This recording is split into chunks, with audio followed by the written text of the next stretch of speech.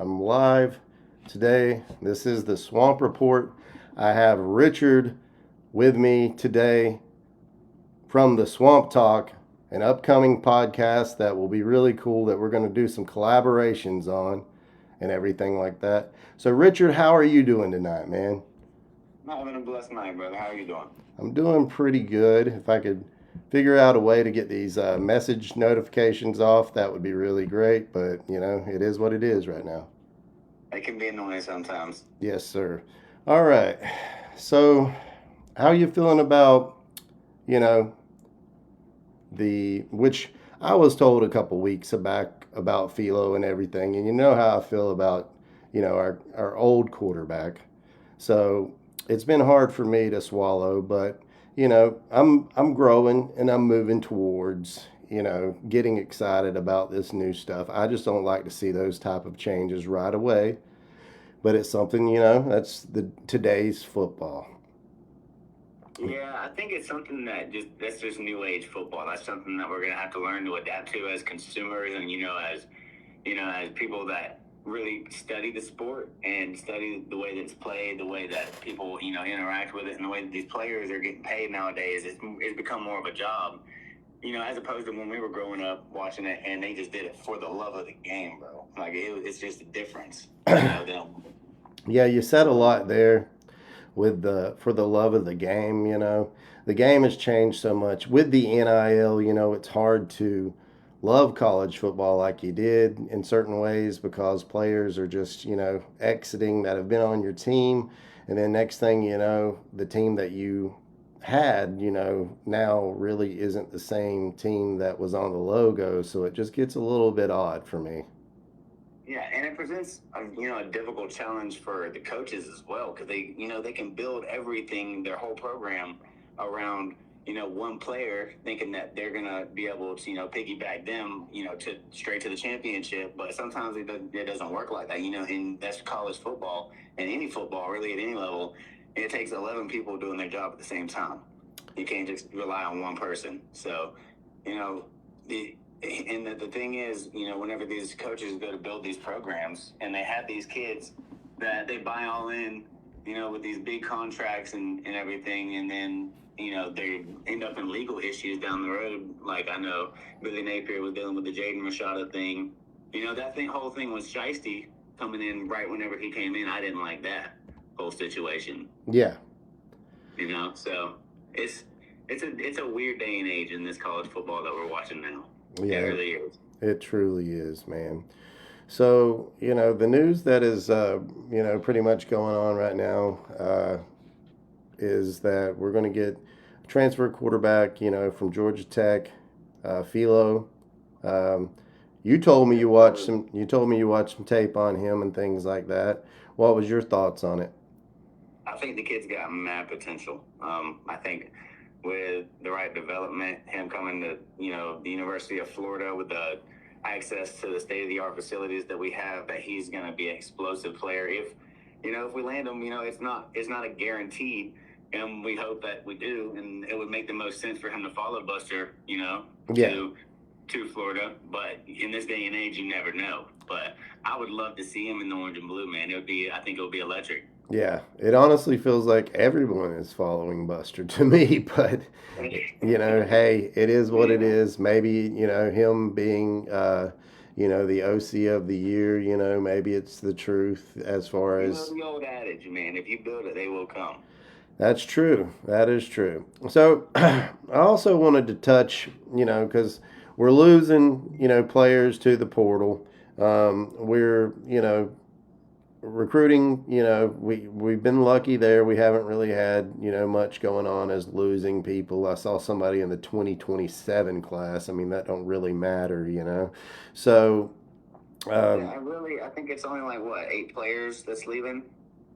We got DJ Lagway, Jordan Castell, Aiden Mizell, KD Daniels, Amir Jackson, Muez Tonkara. Yep. Tarvors Brown, and Mike Peterson, and Josiah Davis. Right. Teddy Foster. So, some of those guys, I haven't really seen on the field. I haven't seen a lot of production out of. So, I don't really think there's a lot of bleeding there. No, that's true. I will say this. I loved DJ Lagway as a quarterback. I hate to see him go. He's going to be great wherever he goes, I'm sure. Yeah.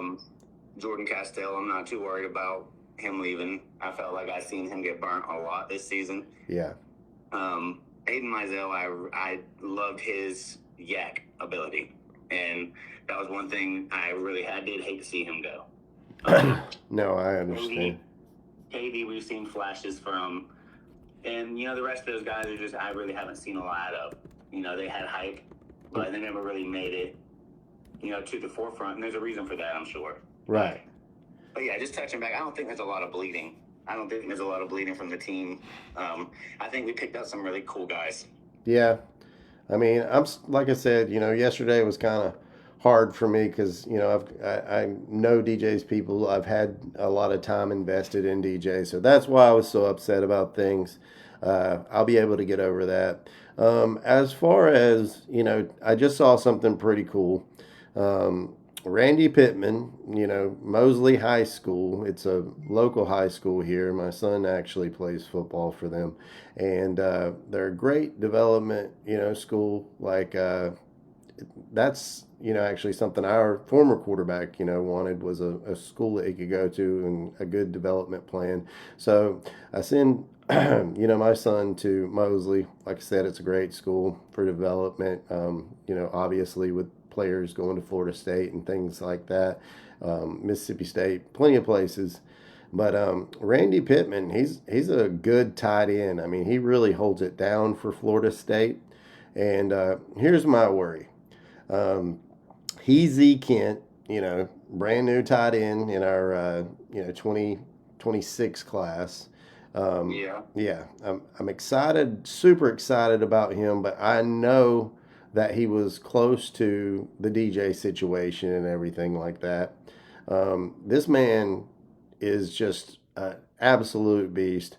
I'm not going to go, pulling up the numbers, in front of, reading off of something, but he's around 6'7", I think, over 300 pounds, a tight end. And I've had multiple arguments with people because I know the situation. He was actually about to commit to Alabama, and they told him basically that the only way they would, keep him on the team or could use him was with if he played on the offensive line or some kind of line, and he straight up, said meeting is over, left, and then he goes to Florida, and Florida says, "Yeah, man, we'll let you play tight end, and the rest is history."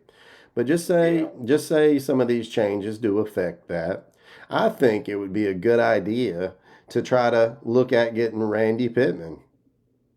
Well, here's the thing, man, is even if you do have him, it's you never want to only have so many players at each position. You want to have depth, and I think that's something that we're going to have to do immediately is start building depth on the team. We had a lot of issues to where we're having injuries. Strength and conditioning is going to be a big thing, coming into this 26 season and, the off season. I think we're going to have to figure out really how we're going to keep players on the field because that was a big problem that we were having this year. And we got to remedy that. But touching back to the tight end situation, I don't think it's an issue to have two electric tight ends. I think that if anything, iron sharpens iron. And that there will be some competitive drive there, especially if these players are who we want, dressing up in orange and blue on Saturday. Yeah, and we have Hayden Hansen, so. Yeah, and Hayden Hansen's electric, too. I love that guy. Yeah, I just want him to catch more balls, like actually catch them. He's a big guy, but his hands are kind of hard. I think last year was rough on a lot of players because he didn't do that the year before. But in the past year, he was just having some problems with catching it. It wasn't all the time, but he just dropped a few key plays. Definitely. Moving forward with the Florida Gators, how do you feel about everything with all the coaching changes, the players leaving, and things like that?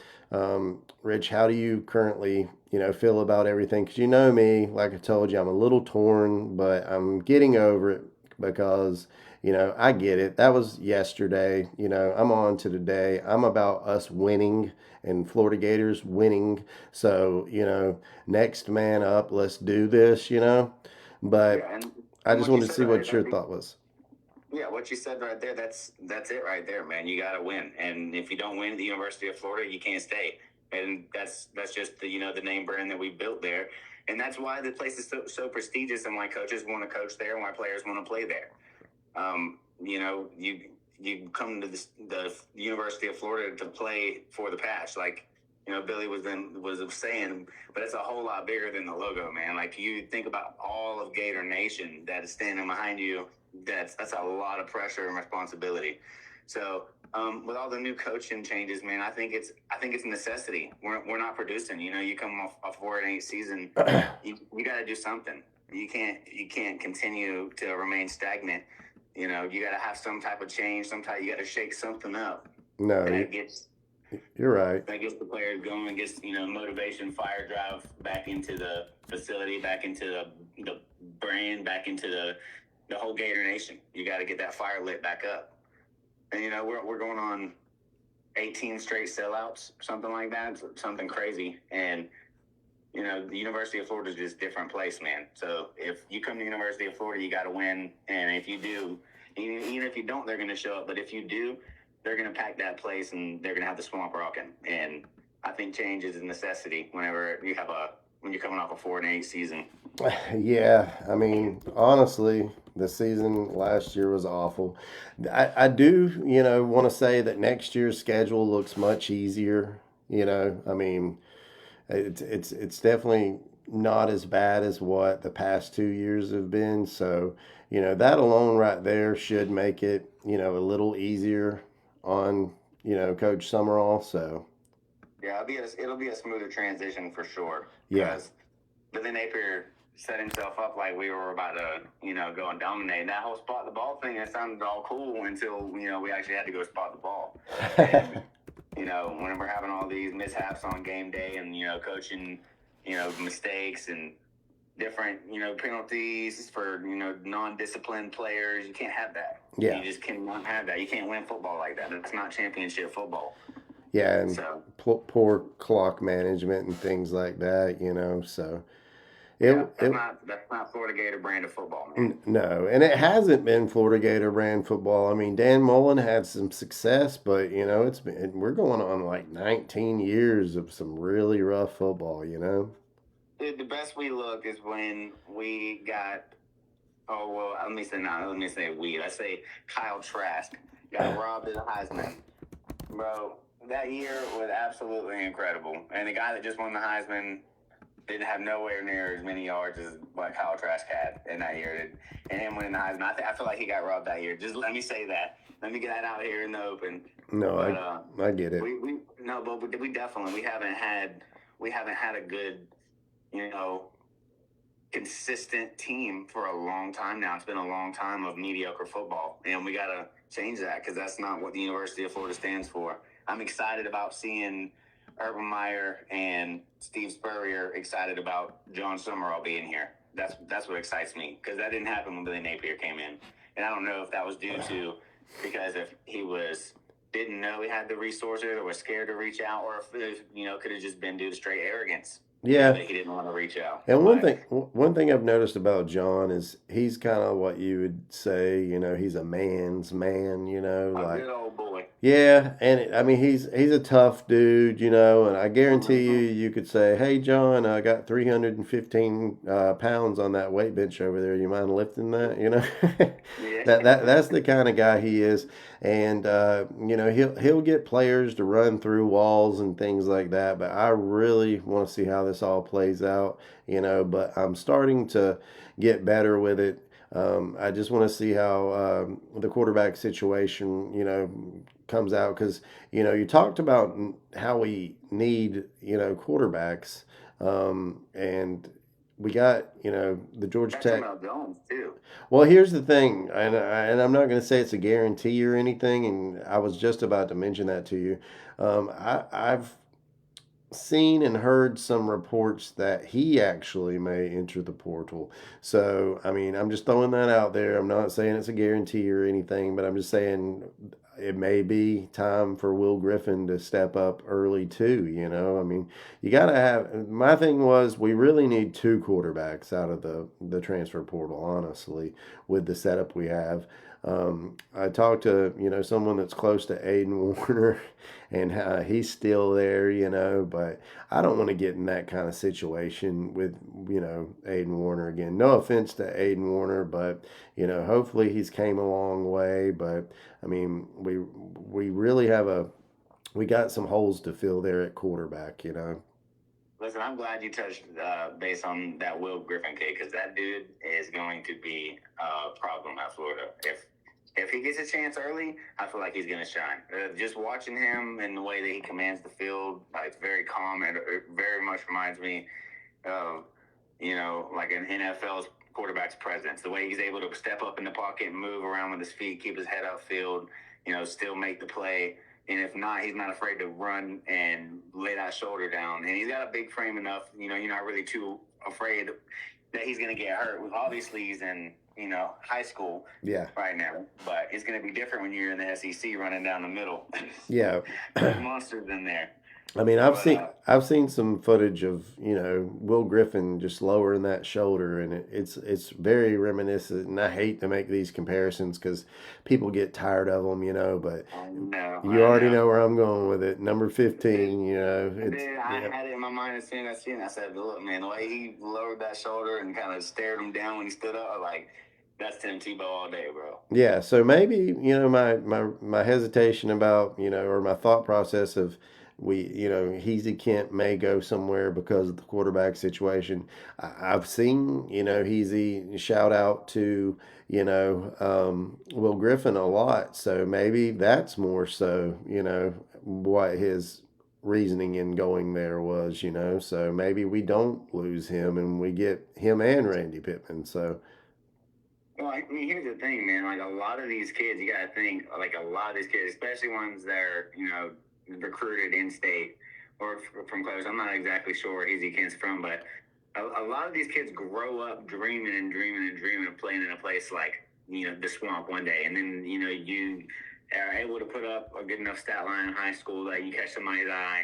And you start receiving offers from here and there. But when you receive something or an offer from a place like Florida, it's got to be surreal, Yeah. So I feel like there's a lot more that goes into it when it comes to player decisions on where they're going to play than just like a lot of people about, they're only going there for this or they're only going there for that. I feel like there's a lot of different things that factor into it. That whenever they make their decision ultimately where they're going to go, that it's based on a lot of different things, as opposed to just because one player's going there because they want to play.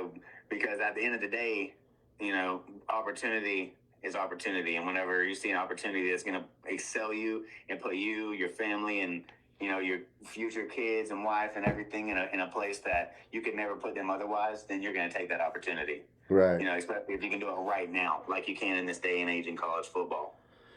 No, you're right. That's definitely all valid and everything. So and Florida has the money for it. Oh yeah, we definitely got the money.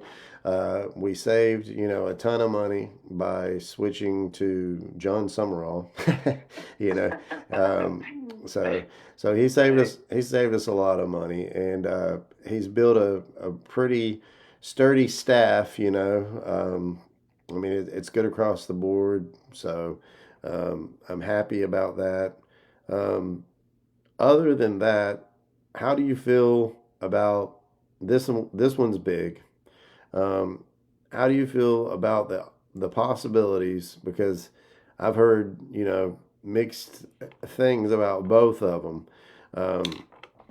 How do you think, or as far as retaining Dallas Wilson and Jadan Baugh, how do you feel the possibility of keeping both of them moving forward? I definitely think that we can keep Dallas Wilson. I think that he grew up wanting to be a Gator and that this is his dream to play here. Jadan Baugh, I really think we have a good chance of keeping him too. I feel like he's stayed very motivated even whenever things weren't going so good. Jadan Baugh ran the same way every single time. You know what I'm saying? He's a monster. I love Jadan Baugh, bro. I'm getting me one of those jerseys. Yeah. That's gonna be my jersey I'm getting. I'm glad I held out on the Lagway jersey because now I'm gonna get me if he stays, I'm gonna get me a Jadan Baugh jersey. Right. Well, just please wait until the portal window closes on that, because not trying to be, pessimistic or anything like that, but I just want to see these stars like Dallas Wilson and Jaden Baugh, shine and stick around for Gator Nation. But, I mean, things We're change. getting BB3 back, correct? Yes, that's the thing. Like players like Miles Graham and VB3, those are people that are legacy players, and it would really, really take a lot to lose them. They're going to stick it out. They're born and raised pretty much that way. So it's a completely different avenue. But here's the deal. What about this thought process? Faulkner is mainly a run game. So there is a small chance that that does not, fit Dallas Wilson. Well, I don't know about that. I think Dallas Wilson is pretty much can be. You get the ball in his hands anywhere, he can make a play. Well, that guy. I was just no, I got you. I'm just saying, you get what I'm saying. They are pretty much going to be running a lot of, just different running plays and things like that. So if I'm a wide receiver, I might not be able to, get as much playing time. Right, and that's gonna bother me. So that's just something. I think that if they buy in after a 4-8 season, that knowing that things are gonna change, they have to change. They can't go anywhere. If they get worse, then it's definitely gonna be bad. I don't see it getting worse, and that's the thing. As we won't settle for worse, and we will continue to grow the program either way. But with retaining players like Dallas Wilson, I think that if we keep them after a 4-8 season, that they're playing for the program, and then that's not something that you really have to coach into somebody anymore once they're really bought in like that. Yeah. I think that's just something that is honestly built into most players whenever they're children and whenever they're coming up, growing. Whoever they're coached by, or whoever their parents are, the way that they're treated whenever they're young, that all plays a major crucial role in who they are, as a young man, and how they present themselves as a leader for the team. So all that plays a major factor in everything. No, you're definitely right about that. So yeah, I don't think it's all necessarily just one thing. I think it's a multitude of different things that create leaders and people that want to play for the program. And I think that most of the players that we already have retained, like with VB3, just keeping him, that dude's something else. That the first time I seen that catch that he made, dude, and it was everywhere. I knew it was going to be, but when I seen it, I was like, that was incredible. And to come out of a true freshman, you don't see that often, dude. Yeah, it was very similar to the Ricky Pearsall catch in a different way, like. Me and my son were at that game. Oh, that's awesome. Yeah, I very much enjoyed being there for that. That was a really cool moment to be in the swamp for. Speaking of that, will you be at the spring game this year? I think I'm going to try and make it. I don't see any reason why I wouldn't be. Me and my son usually go every year. Oh, okay. I'm thinking about taking my son this upcoming year too, just to, go say hello, check out what we can see, because you know how those go. I mean, it's like it's a little different. Well, it's a lot different than going to, because you're playing yourself, and it's the just to kind of see what these kids can do. And it's almost, like they want to give everybody a little bit of playing time. It's a glorified scrimmage, you could say, but I want to really, I think I'm going to go just to check out everything. Maybe even say hello to Coach Summerall, because we have. One second, I'm getting a little echo here for some reason.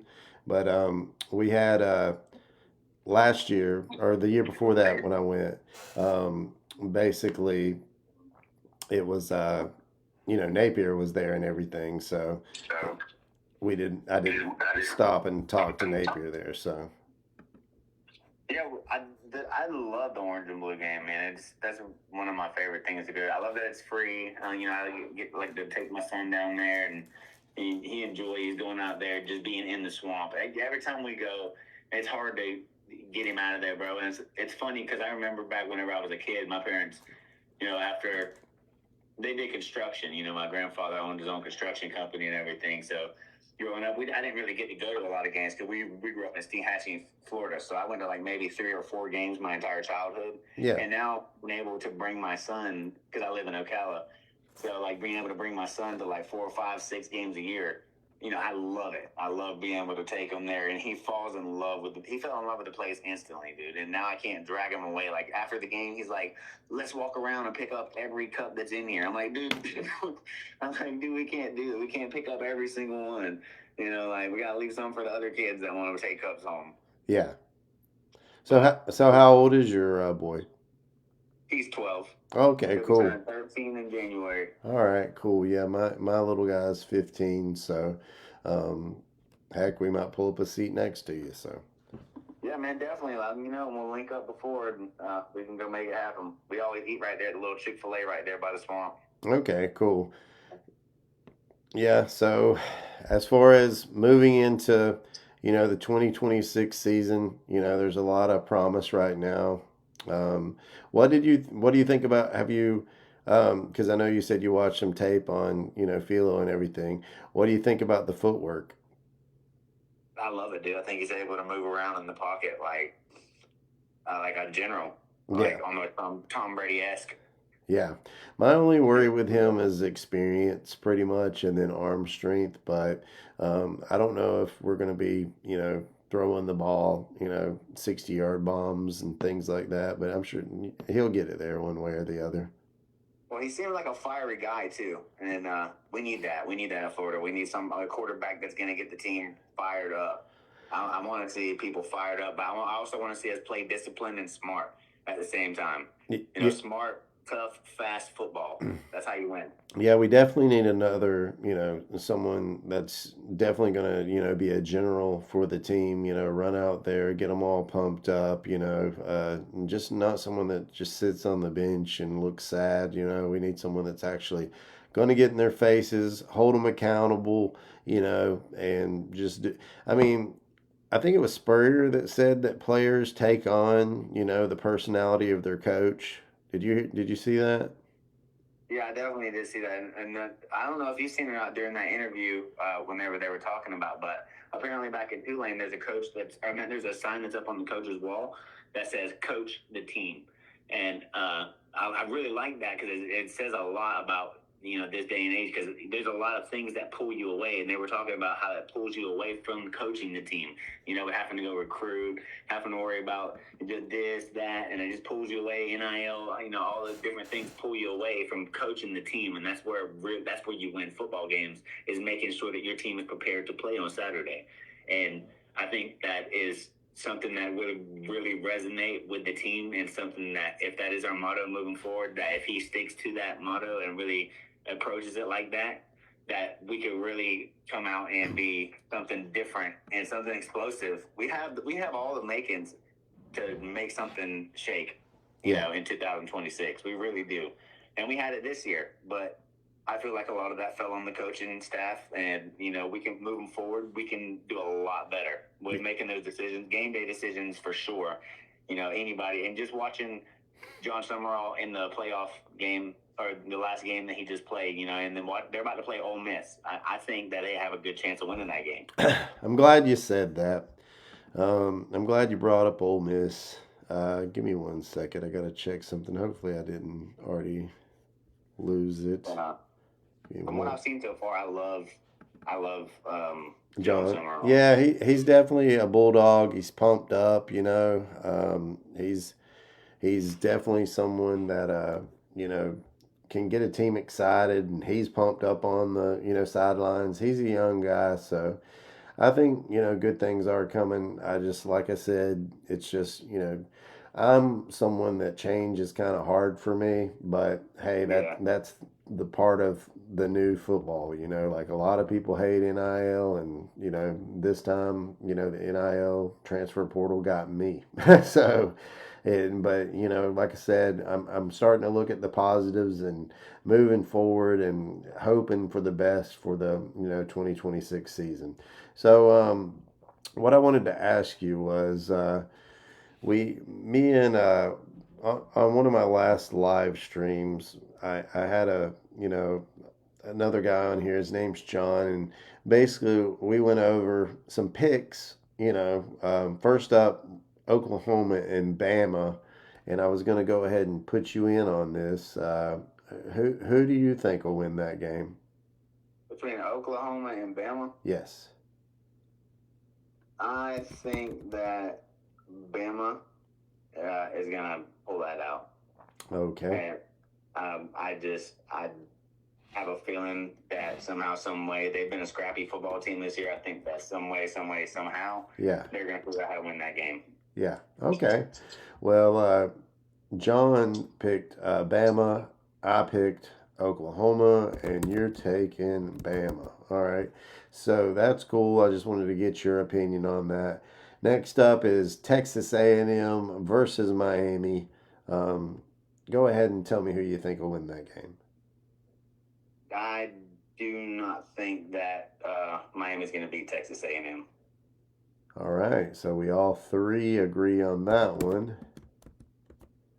I agree with that too, because basically Texas A&M, that game against Texas really was just a rivalry game, and they kind of probably thought, oh man, Florida beat them, we're going to beat the mess out of them, and hey, that's not how it works, man. It's any given Saturday. It's whoever wants it more that day. Exactly, brother.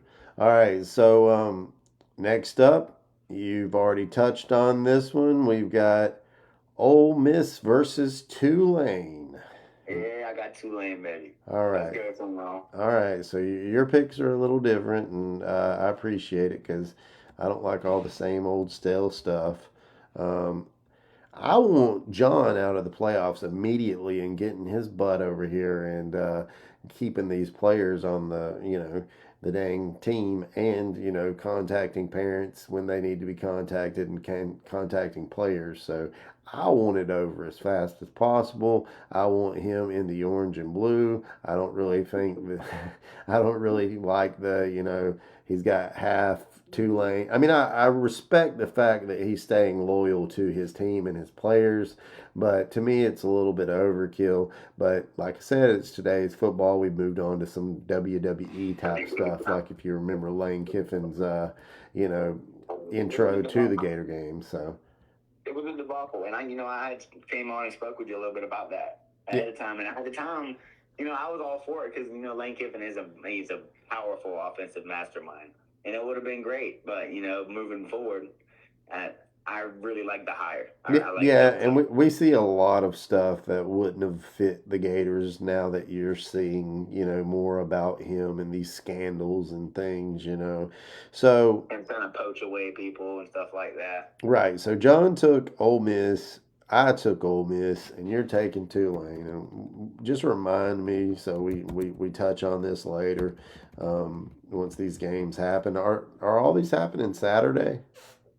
I do believe most of them are happening Saturday. Yeah, I'm pretty sure. At least the Miami game's happening. So, I know Tulane's happening Saturday. Okay, so yeah. As far as Oregon versus James Madison, who do you like on that? I think Oregon got that one. From what I've seen out of Oregon this year, I don't think James Madison has played anybody like Oregon. Right. No, I agree. Oregon's a powerhouse. Yeah, they are. They've been slowly building into a powerhouse, and you can just they're different. It's a different team. Right. Than it has been in the past. So this is off topic, but it's still Gator related. I saw AR. I'm pretty sure that I saw that he was cleared from his orbital Did you even do you know about that? The orbital fracture or something? How he hurt his eye while working out? Yeah, I had heard about it, and I was like, man, I don't understand what's going on there, you Right, know. And right. I like AR. I got an AR signed football right Oh, here. My that's father's awesome. actually. I took to the game, and me and my son were sitting there. He said, "I want Anthony Richardson's signature," so I freaking just had to pretty much dive on top of people to get down there to get to him. But I finally got there to him, and I got that football signed by him. I got some pictures of him signing it and stuff too. It was really cool. That's But awesome. You know what I don't like is the flack he gets because, yeah, maybe he didn't pan out in the NFL and maybe he should have stayed another year, but that dude's a good man, he's a good guy. he is, man. And then, at the end of the day, the people need to realize these are kids, bro. Like they're kids out there trying to take care of their families at the end of the day. At the end of the day, they want to make a legacy and everything for themselves.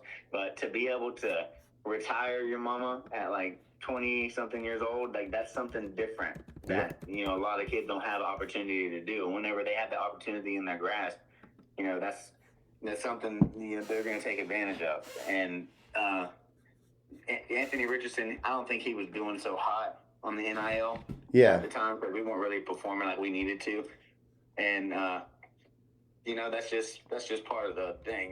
When we go sign an NFL contract, that's guaranteed money. They're gonna give you money, and you can take care of your family for a long time off rookie contracts nowadays. Yeah. So So so I I don't pay them for it. I gotta know, since you're the Swamp Talk guy, what is one of your favorite all-time Gator memories? One of my favorite all time Gator memories, like that I've experienced being there, It or can be any, I like, think one of my favorite all time Gator memories is the LSU goal stand. Man, that was something, dude. Because I did not think we were going to win that game. I was at work. Obviously, besides the national championship games, big moments like that. There's just so many to pick. yeah. so, That, the major right hit, that one always gets me fired up. the Felipe Franks Hail Mary wasn't a huge deal, but that was an awesome play Oh yeah, the to beat Cleveland Tennessee. down the sideline, Tyree Cleveland down the sideline. Yes. Oh my God, dude! There's just so many of them. Like Yeah. Doreen's got a touchdown.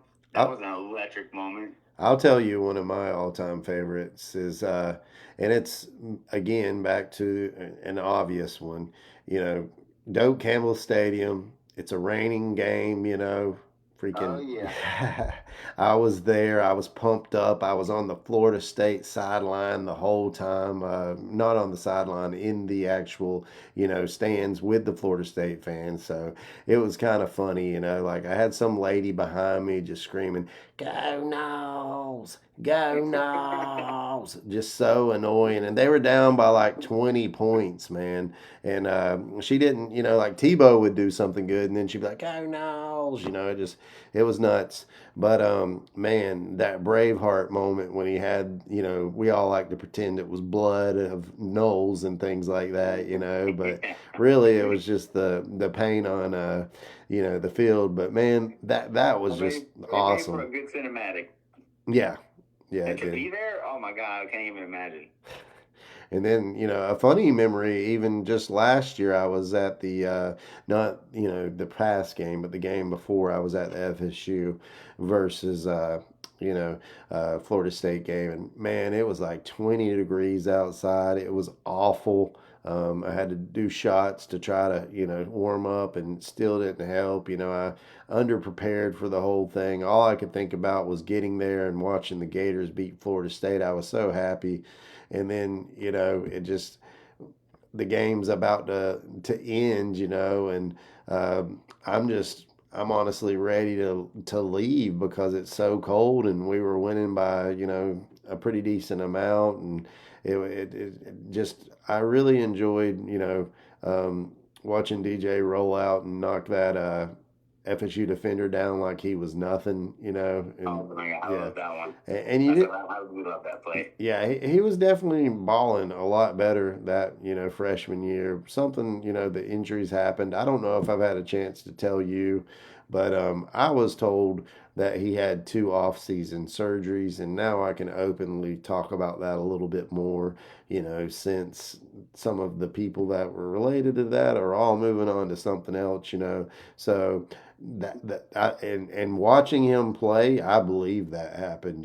They told me that, and the people that told me were really close to the situation, and they told me that he had a scope on his shoulder and he had a growing surgery. So you could kind of see at the end of the year he started, warming up to running and moving better and things like that. But he still was not looking like his freshman year. So I hope it's not a situation where he turns into damaged goods. But I just wish him the best. But right now it's about getting those W's and getting back in the win column.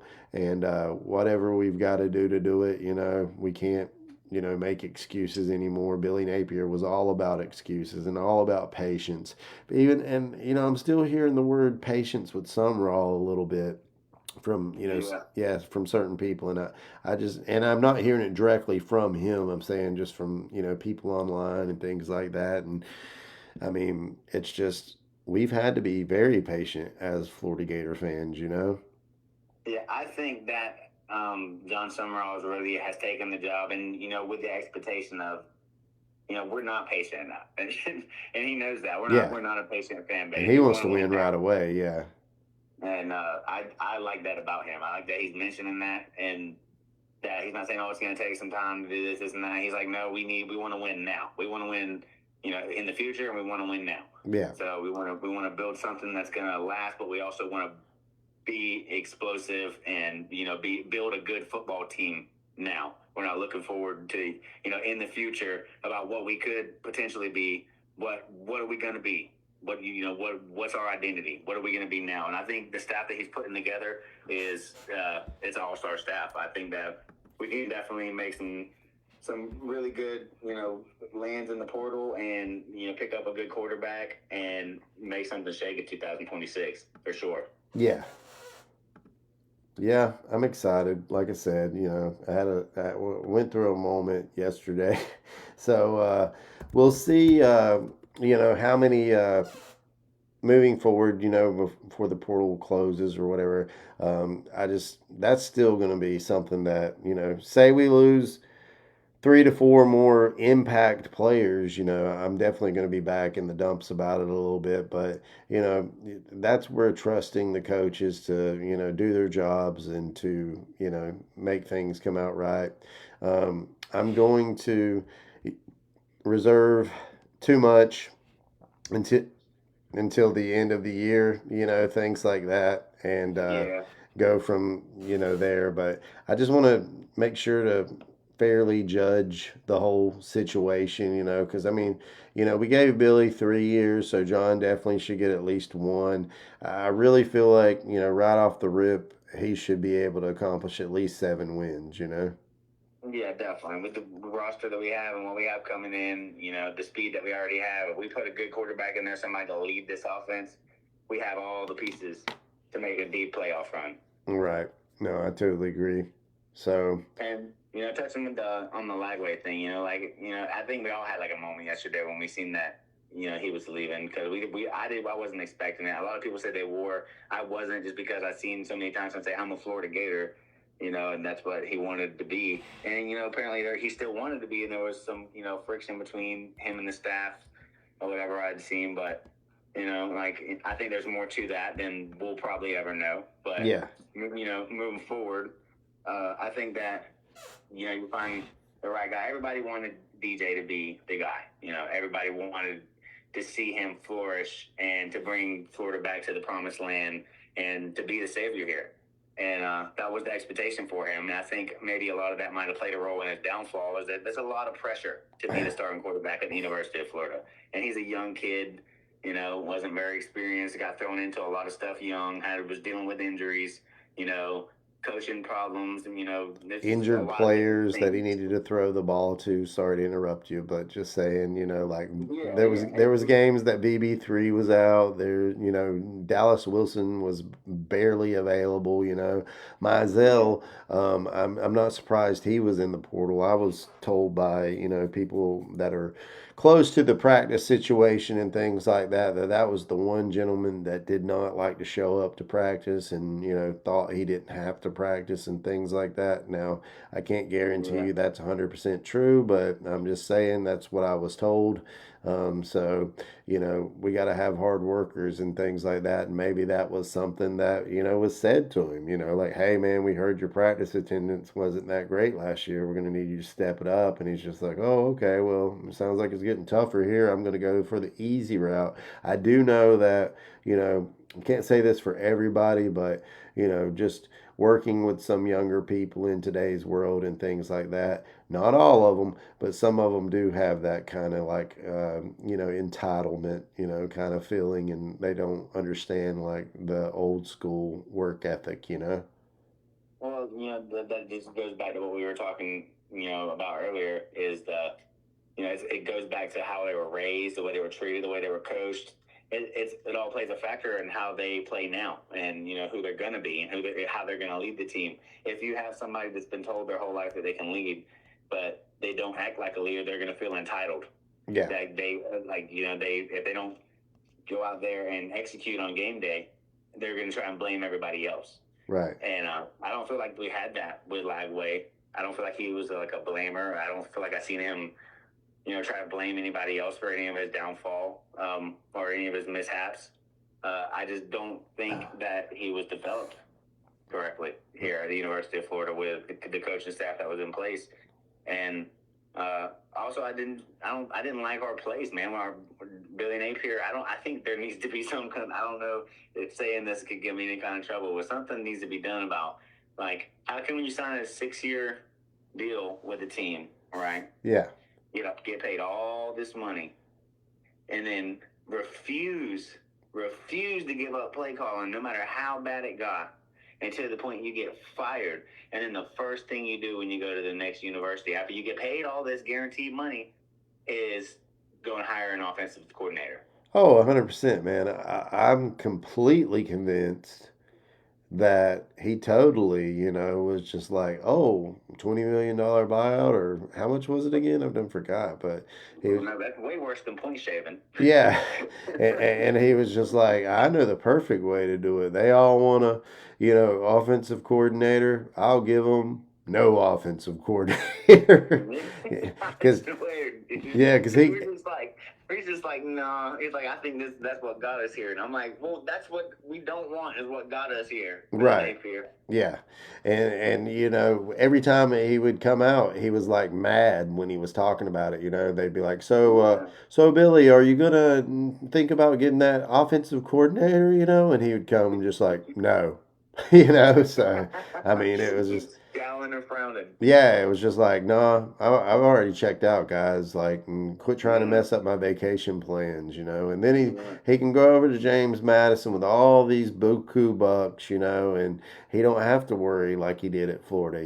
They're gonna be like, oh, thanks, Billy, for the 9-win season, So there wouldn't be a freaking plot twist if DJ Lagway ended up at JMU. Yeah, I really don't see it because the deal is you could tell DJ was so tired of the Napier 9-play system, and he literally said that on live television. You could see it. He's just like, I'm tired of this ish. I'm tired of this ish. You could read it on.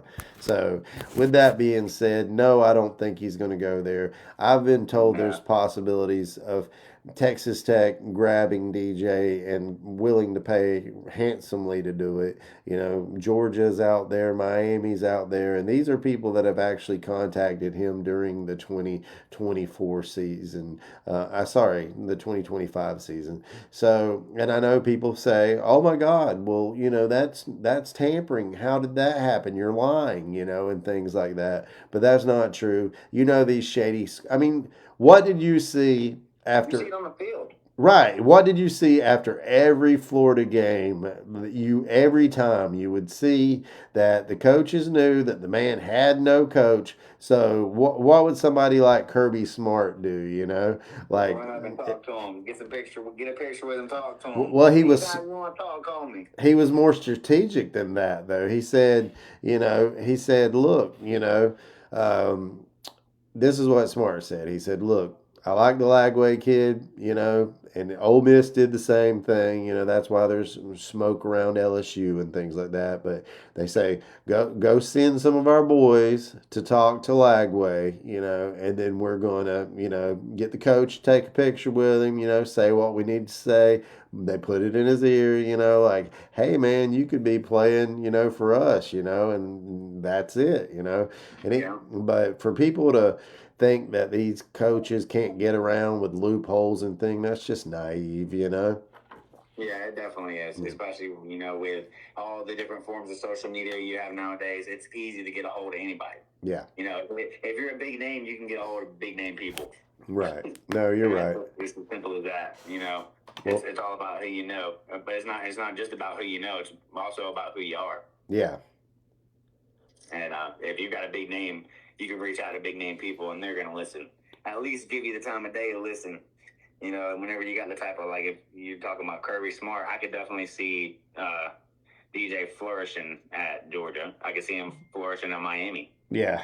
Yeah, there's plenty of teams that he would do great at with the big O-line. But like I said, me personally, I got to kind of move away from the DJ talk because, a lot of people are kind of, happy about DJ leaving, and that's their own preference. I mean, I get it. He threw 14 interceptions. He didn't look great at all, but the kid had grit and he done a lot for Florida. Like, people don't give him enough. They don't give him enough merit because do you remember the Lagway effect? Do you remember when they kept talking about the Lagway effect like 2 years ago when we kept getting all these awesome recruits? Oh yeah, I remember for sure. That's people here. That's still a thing, and that's why I know there will be more people going into the portal. But it's it's next man up with us. So I did want to say, Rich, I really enjoyed having you on the Swamp Report tonight, and I want people to check you out at the Swamp Talk. Feel free to tag anything you want to tag into my comment section and everything, but it's been a long night. I gotta kind of start winding down, but I just wanted to say thank you for coming on, and I really enjoyed having you, and I'm looking forward to hearing your stuff and collaborating with you some more, man. Yes, sir. I do appreciate you having me on, brother, and I appreciate everyone that's watching for listening, and I hope y'all have a blessed night, man. Go Gators! All right, go Gators, bro. All right, guys. Well, that ends the Swamp Report tonight. I did reach out to Rich from Swamp Talk, and I just want you guys to check him out and make sure to keep looking out for the live streams. I'll try to give you guys more of a heads up sometimes, but it's just kind of hard to do that with, I do a lot. So I just want you all to know better times are coming for Gators. And I do for the Gators, and I do know that we are going to win more games in 2026. So thank you guys all for joining, and have a great night. And as always, go Gators.